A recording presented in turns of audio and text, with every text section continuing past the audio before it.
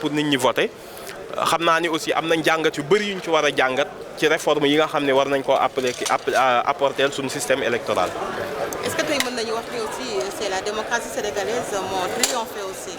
Oui bien sûr xam nga ñun je pense que li ñu démontré nii lu tax mu am solo day wane ni ñun dañoo war a dépasser fu ñuy amee ay observateurs ak fu waa bitim réew ñëwee di superviser suñu élection ñoom seen i dëkk gis nañ ni ñun duñ fa dem di superviser dara ils font confiance à leur système je pense que am na jàngat yu rëy yuñ ci war a def wane ni su autorité yi disposé woo à organiser ay élection mu jaar yoon ba nga xam ni kenn contesté wul résultat ak conditions yu difficiles yi mooy wane ni des na tuuti rek ay réformes yu ñu war a dugal je pense que Sénégal dina gën a turam dina gën a yéeg ci àddina incha allah. Un résumé en français, votre appréciation par rapport à la proclamation des résultats provisoires?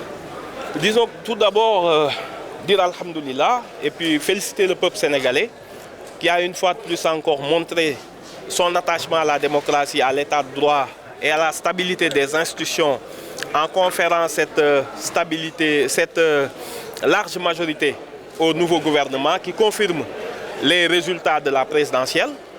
Je pense que nous avons beaucoup de raisons de nous en réjouir. Il nous faut aussi féliciter les autorités, le ministre de l'Intérieur et la Direction générale des élections qui ont réussi quand même dans ce laps de temps à réaliser cette prouesse d'organiser des élections sans aucune contestation. C'est important aussi, cette volonté de transparence des nouvelles autorités qui ont conduit à ce que des résultats aient été immédiatement acceptés par toute la classe politique. Ça témoigne encore une fois de cette maturité du peuple sénégalais qui, je pense que dans les années à venir, n'aura plus besoin d'observateurs ou de supervision internationale. Notre attachement à la démocratie ne doit souffrir d'aucune conditionnalité extérieure. Je pense qu'il y a aussi beaucoup d'enseignements à tirer sur les limites de notre système électoral. Nous l'avons vu sur les réformes nécessaires autour des partis politiques. Nous avons vu aussi qu'il y a beaucoup de choses à tirer, beaucoup de leçons à tirer de ces élections. Mais le plus important, encore une fois, a été que le peuple sénégalais a gagné. Le Sénégal, encore une fois, n'a pas dérogé à ce qui a fait toujours sa renommée et que les autorités doivent être encouragées dans la poursuite de notre processus démocratique. Le parti PASTEF est crédité de combien de sièges? Nous avons 130 sièges. 130 sièges. Donc je pense que la majorité qualifiée était fixée à 99. Nous sommes donc très loin. Nous avons dépassé cette majorité qualifiée. Encore une fois, ce qui est important, c'est la confiance renouvelée aux nouvelles autorités et surtout au projet, à l'adhésion massive.